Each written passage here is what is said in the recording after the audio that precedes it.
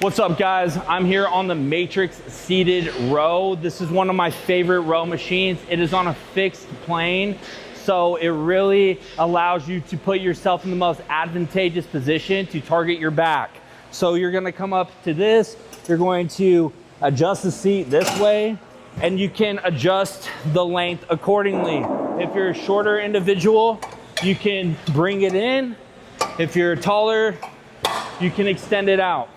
If you're trying to hit low lat, you want to fully extend, drive down with your elbow.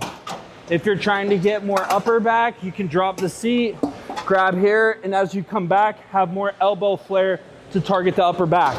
Another nice feature about this machine is it has a timer and a rep count on this. So if you lose track of where you're at within your set, there's a rep counter up there. If you're timing your sets, there's a clock that starts the second you do your first movement.